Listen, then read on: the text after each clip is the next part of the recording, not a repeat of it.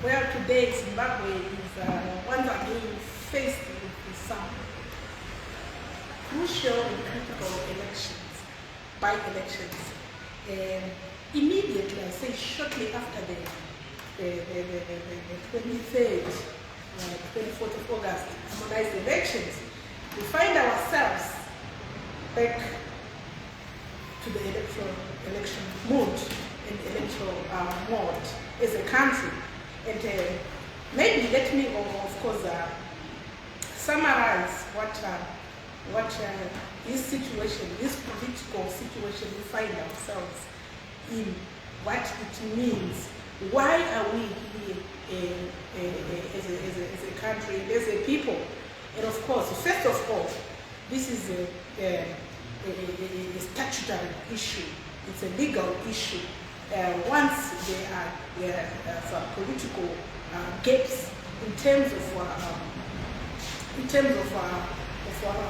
vacancies in particular constituencies, they need to be replaced in terms of the law. They need to be accounted for in terms of the law.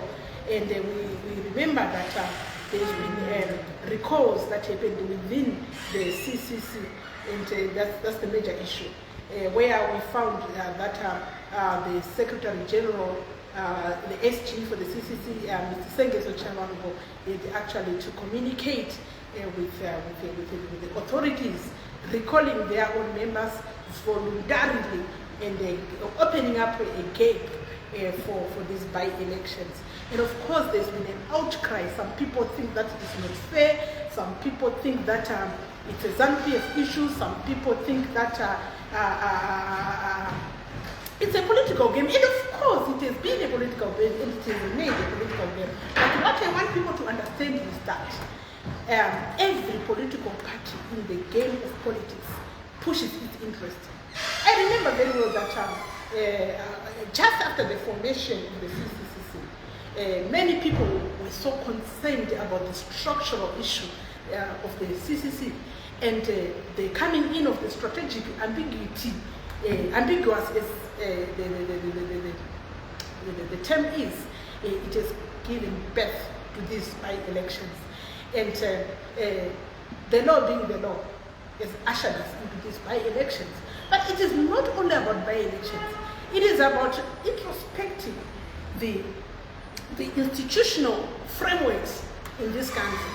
I think we really need to take this issue very, very serious. Political parties must be structured in some way, some standard. Maybe let's talk about the registry of political parties, because even as we want to follow this issue of the law by way of by-elections, this issue has got cost implications. It's got issues of focus implications for a country that should be focusing on bread and butter issues. Here is Xmas is around the corner. The people are actually worried about the school fees just some 2 weeks away from now. Here we are back to elections.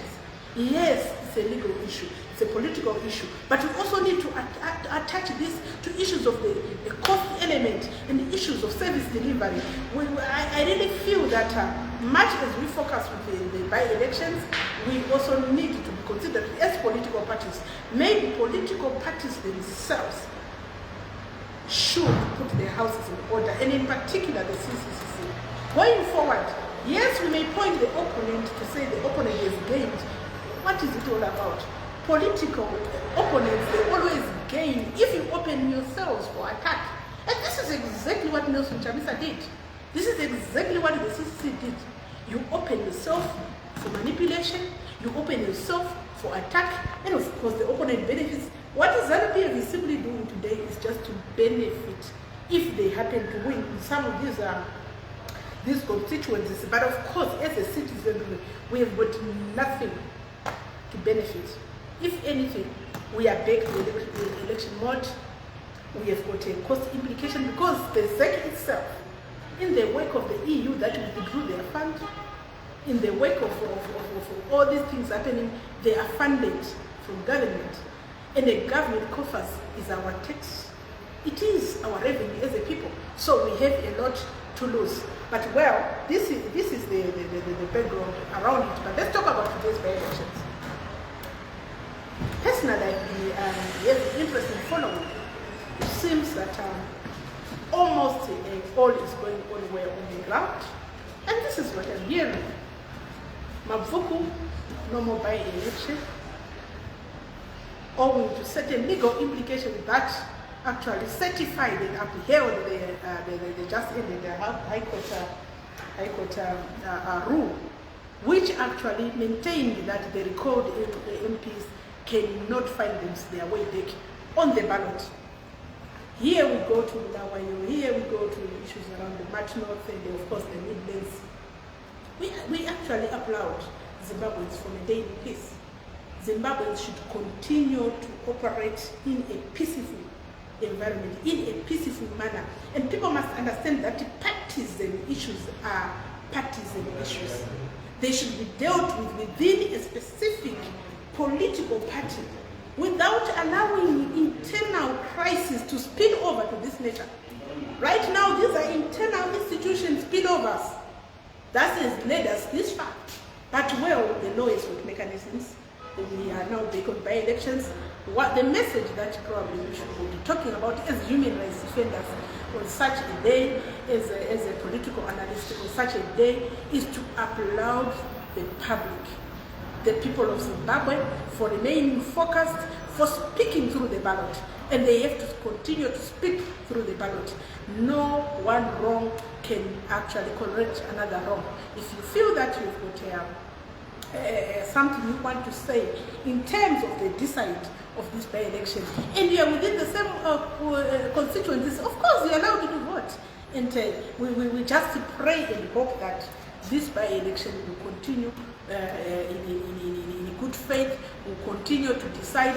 At least at the end of the day, we want to have these constituencies, these positions filled, and get those public officials back to work, actually replaced, and we go on with the usual business, which has been the business of August 23rd. We need a governance structure, an equal governance structure that can take this country forward. And this is the mandate.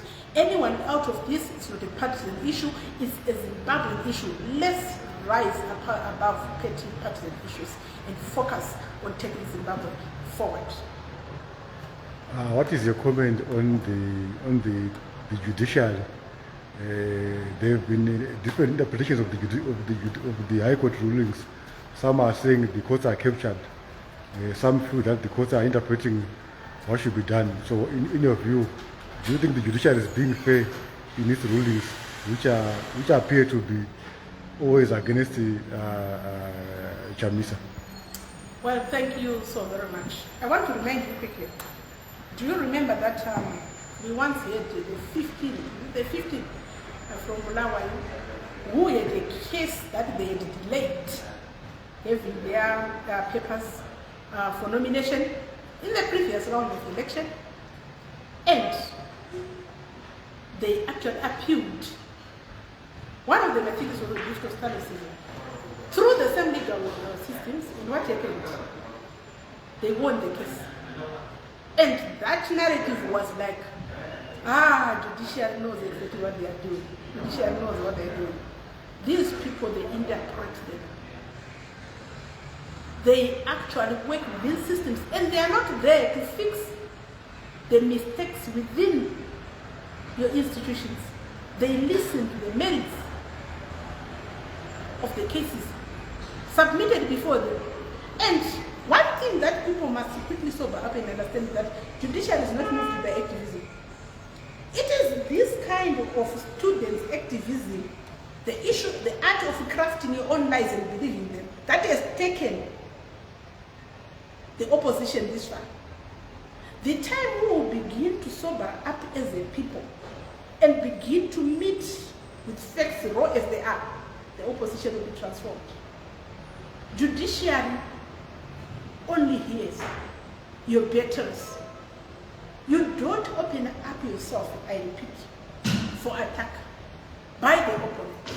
You don't open yourself for failure.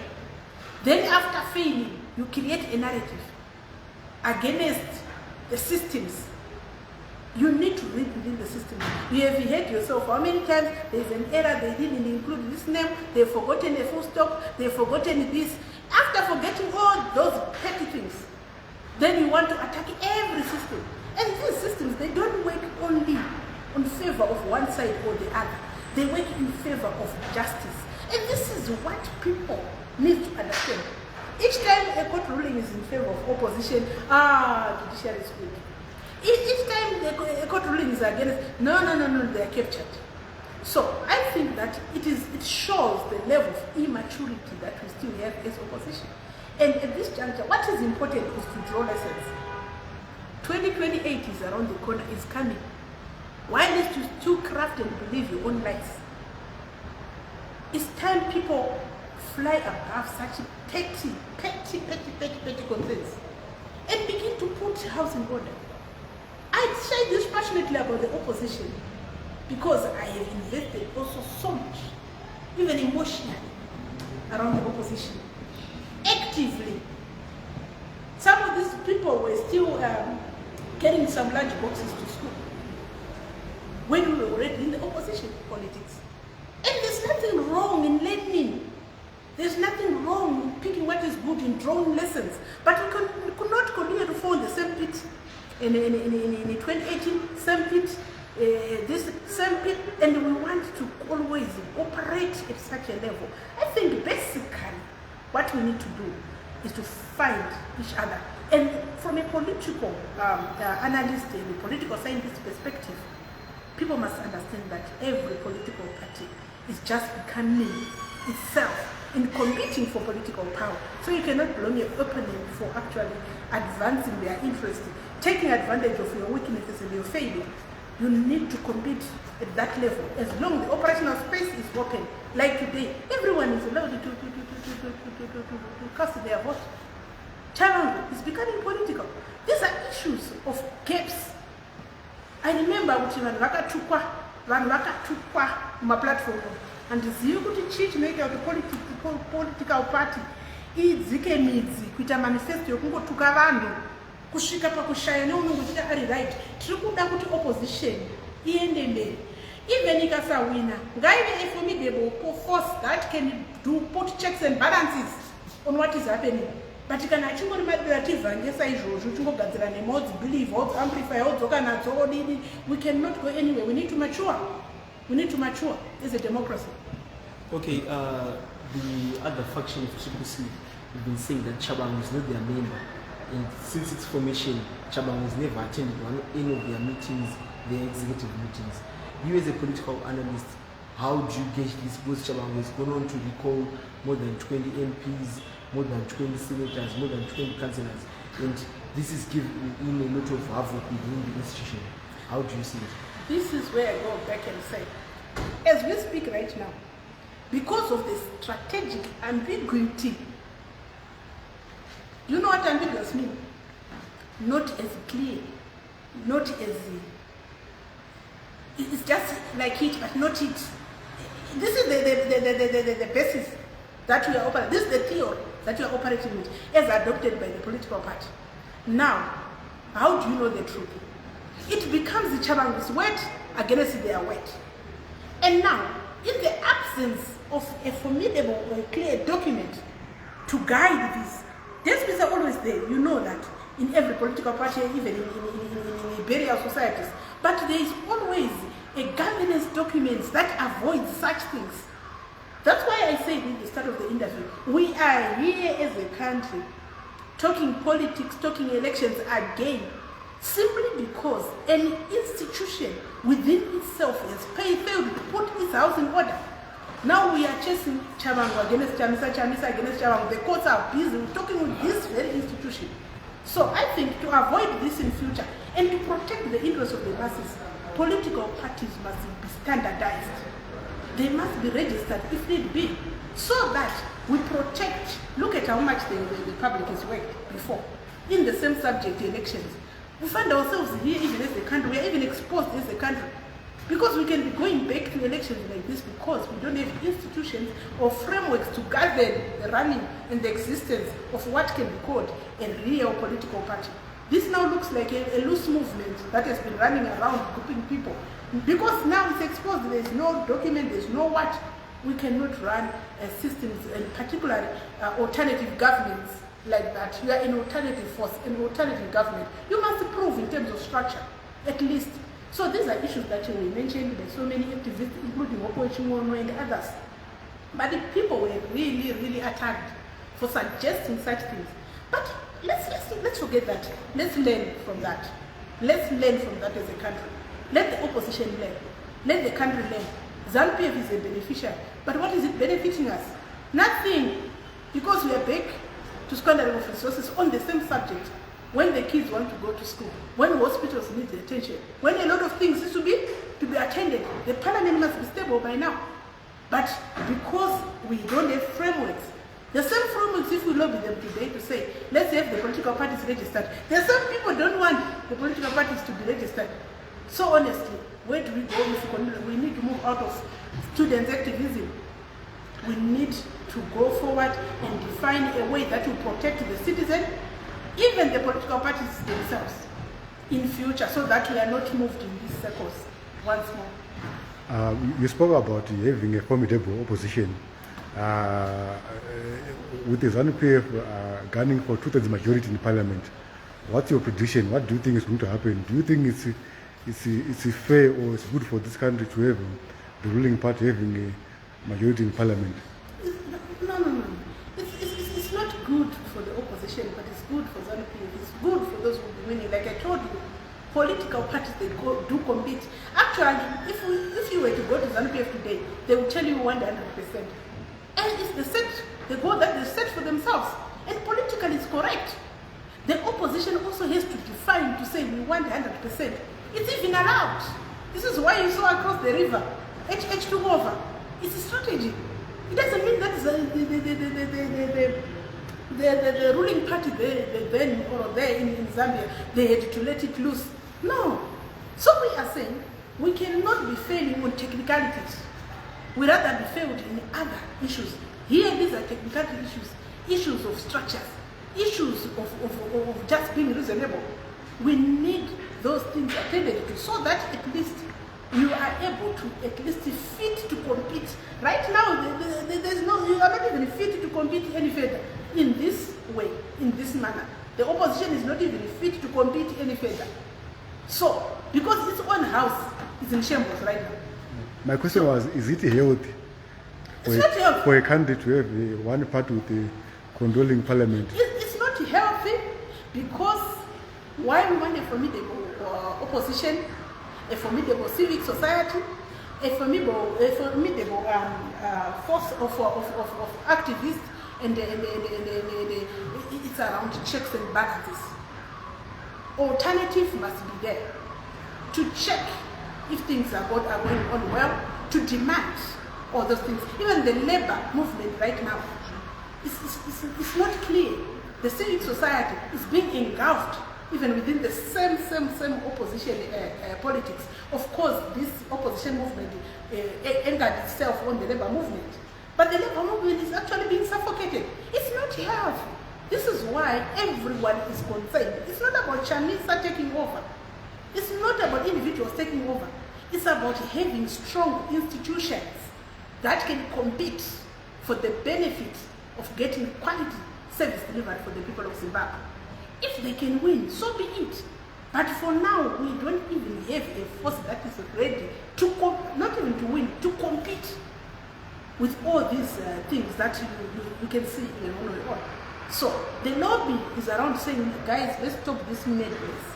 Yesterday I was watching when comes Kwananzi.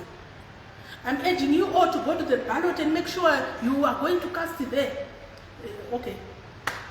You craft your own line. You believe it, even sell it. What is that? Instead of being sober and say, okay, we have failed there, Tshabangu, you have failed there through this, let's correct ourselves. Now you craft another line. Believe it yourself. Begin to sell it again. So this is what I call students' activism, which we must do away with and sober up into the levels of power politics. Be real. Let's not suffer from cognitive dissonance. When we know the truth is this, but for some reason we don't want to believe it until we drown as a country. So this is exactly the remarks from a political perspective, and of course a social perspective. We also need to look at the economic side of things if we continue to do this. So as a country, we need to find each other. No one is due for export anyway. Even if you lose the elections, let's find each other. Even if everyone is relevant one way or the other, but we cannot continue to employ destructive measures, sporadic measures, and we go nowhere. Eventually we won't be getting any solution for the people in general, for the people.